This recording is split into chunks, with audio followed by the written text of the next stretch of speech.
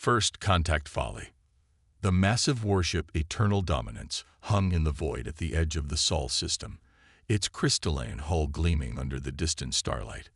Commander Ixora Krell stood on the command deck, all 6 of her iridescent eyes fixed on the holographic display of the small blue-green planet rotating slowly before her. "So this is Earth," she said, the translator implant in her thorax converting her natural clicking speech into something the junior officers could understand.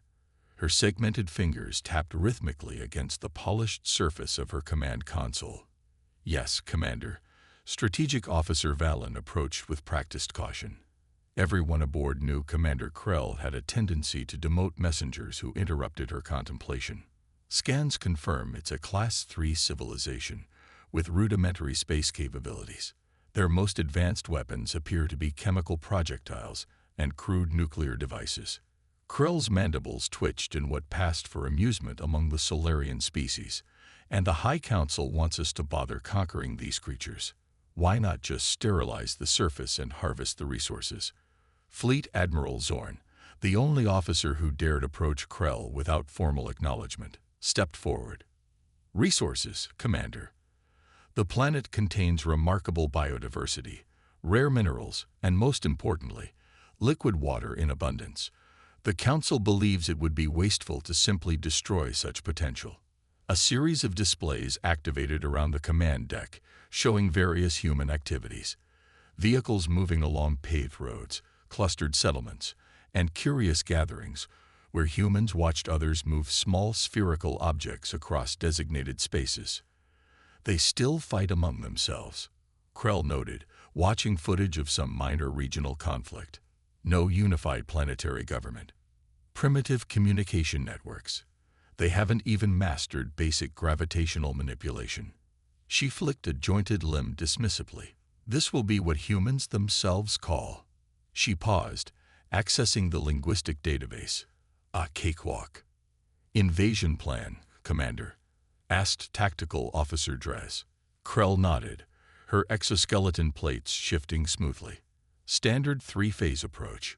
Orbital bombardment of military installations and government centers, followed by dropship deployment of shock troops, culminating in systematic territorial control.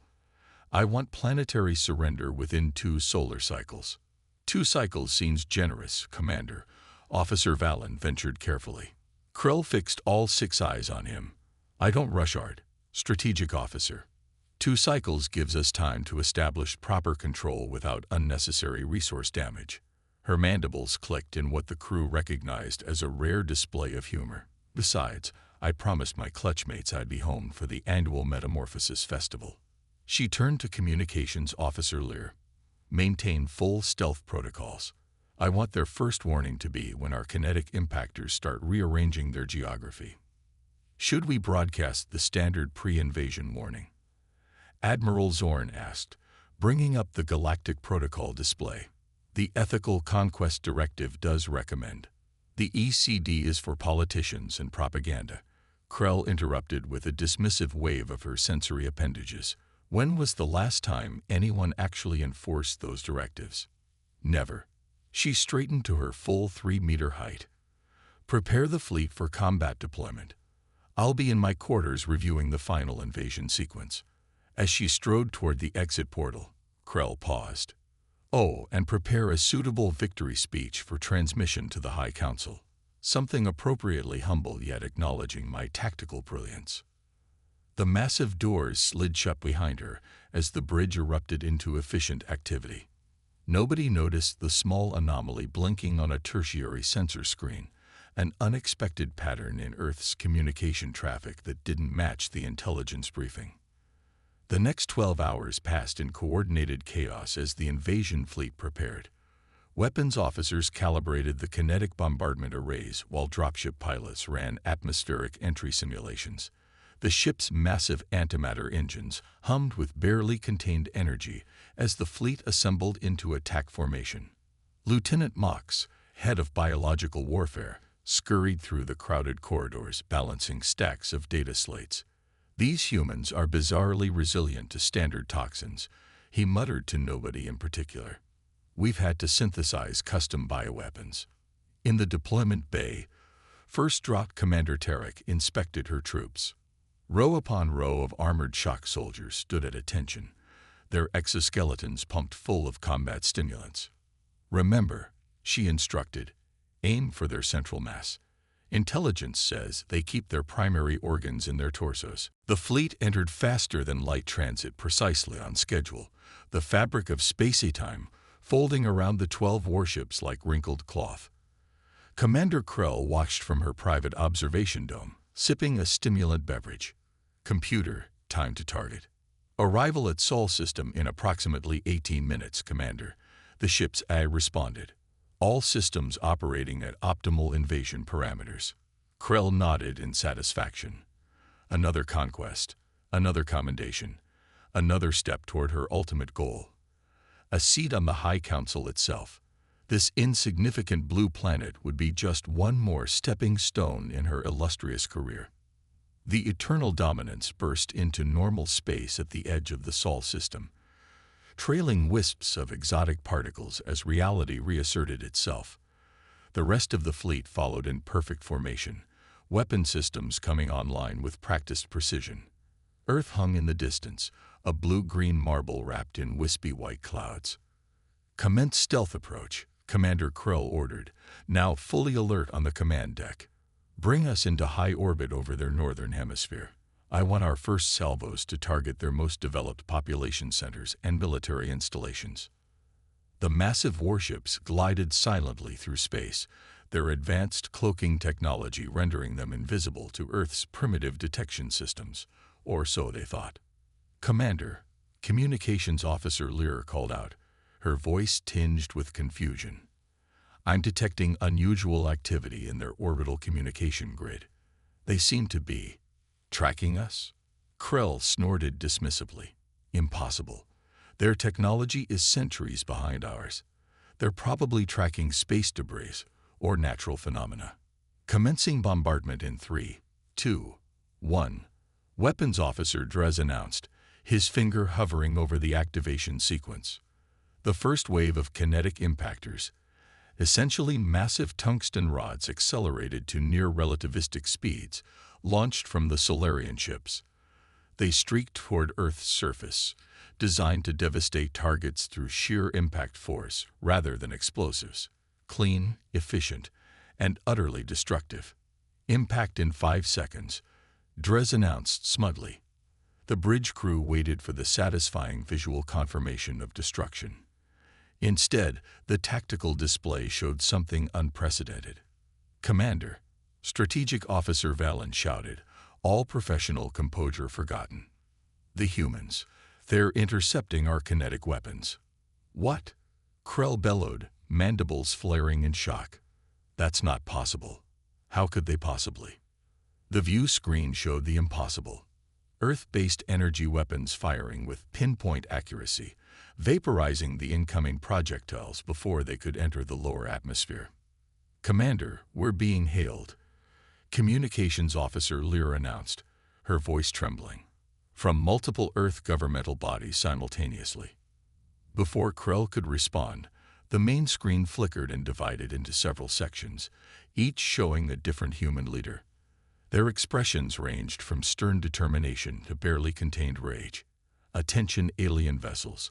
A female human in a blue uniform stated coolly, "You have entered Earth-protected space and attempted an unprovoked attack on our planet. This constitutes an act of war under the United Earth Defense Accord." United what? Admiral Zorn whispered frantically, checking intelligence reports. Our intel said they had no unified planetary government. A different human, this one wearing an elaborate military uniform decorated with colored ribbons, spoke next. Your vessels have been targeted by our orbital defense grid. Power down your weapon systems immediately or face the consequences. Krell stared at the screen in disbelief. This is some kind of primitive bluff. Their defensive capabilities can't possibly. Her words were cut short as the ship rocked violently. Warning klaxons blared throughout the command deck. Direct hit on our port weapons array. Damage Control Officer Jax shouted over the noise. Shield capacity down 40%. That's not possible. Krell roared. How could they penetrate our shields with their primitive technology? The tactical display updated to show dozens, no, hundreds, of small craft launching from Earth's surface and from previously undetected orbital platforms. They moved with impossible speed and agility, their energy signatures unlike anything in the Solarian database. Admiral Zorn turned to Krell, her exoskeleton pale with shock. Commander, I believe our intelligence regarding Earth may have been significantly outdated. Another blast rocked the ship. The humans' coordinated counterattack had begun, and the Solarian Empire's invasion fleet was suddenly, incomprehensibly, on the defensive. All ships, Krell shouted into the fleet-wide comm. Activate secondary defensive protocols. This isn't going to be the easy conquest we anticipated. For the first time in her illustrious career, Commander Ixora Krell felt something unfamiliar crawling up her thorax. Doubt. The lesson of Earth. We're still proceeding with the ground invasion. Admiral Zorn demanded, her voice rising an octave higher than military protocol permitted. Commander, with all due respect, our orbital position is compromised. 5 support vessels are already reporting critical damage. Commander Krell slammed her fist against the tactical display, causing the hologram to flicker. We proceed as planned. I will not be deterred by primitive luck and outdated intelligence reports. She turned to drop Commander Tarek. Launch the first wave immediately. Secure a landing zone in their region designated as North America. Acknowledged, Commander, Tarek replied, though her mandibles clicked with obvious hesitation. The deployment bay doors opened, and 500 drop pods ejected from the Eternal Dominance, streaking toward Earth's surface.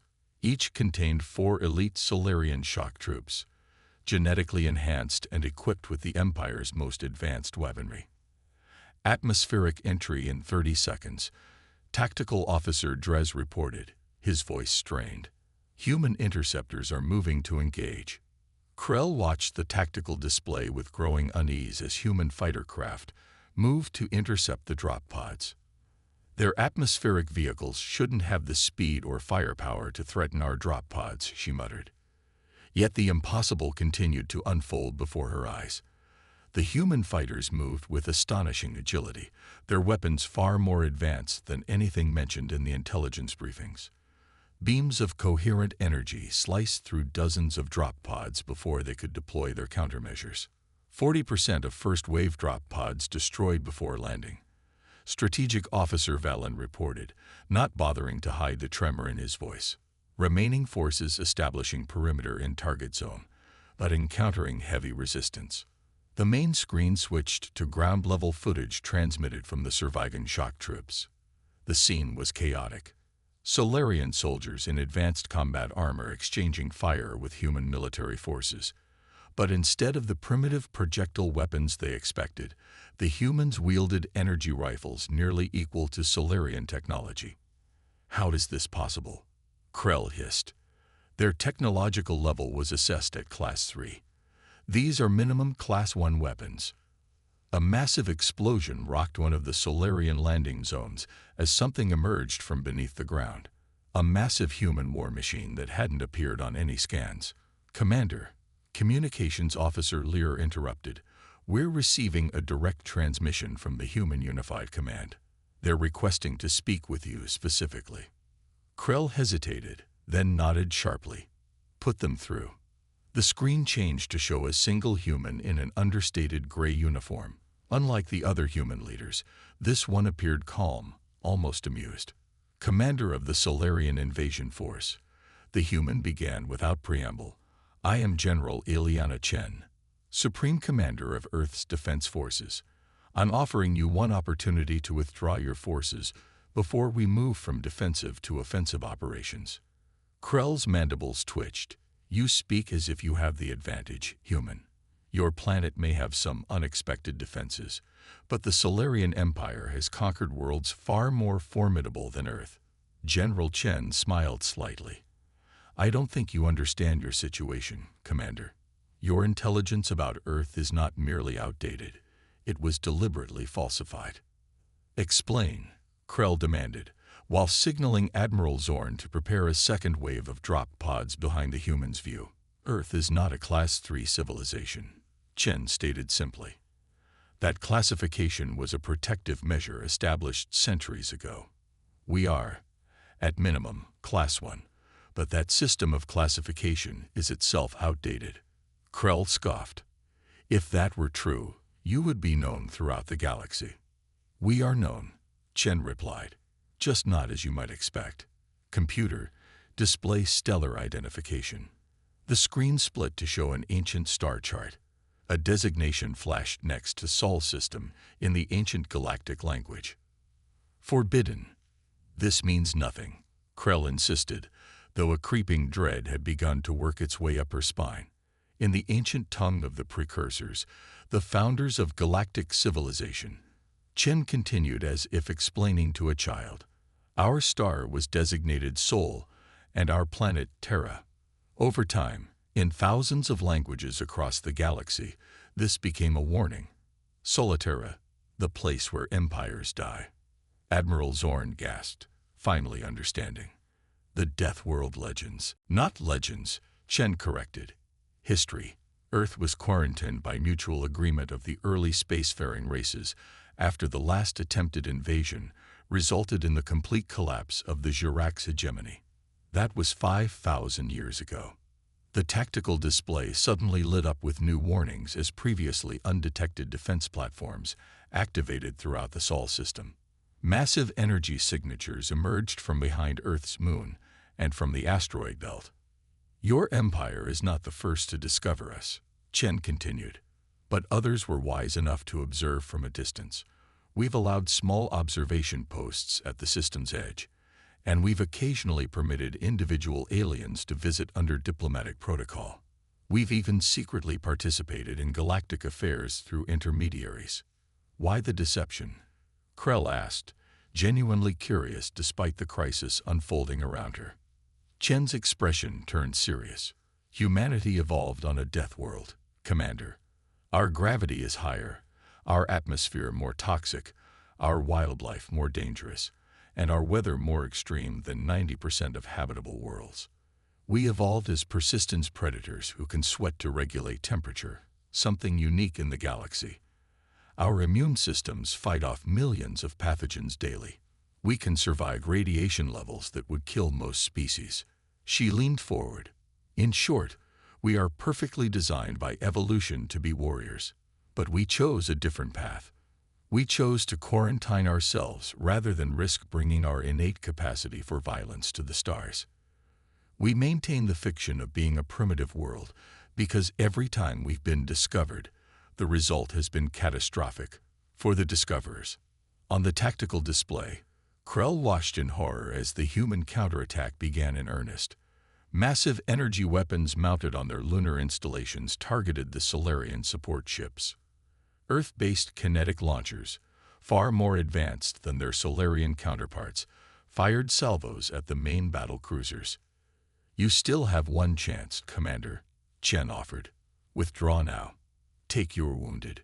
Return to your empire and deliver a message. Earth remains under quarantine by our choice, not yours. Krell's pride warred with her survival instinct. And if I refuse? Chen's expression didn't change. Then we will be forced to demonstrate why we are quarantined. The ship rocked violently as another barrage hit their weakened shields. Shields at 12%.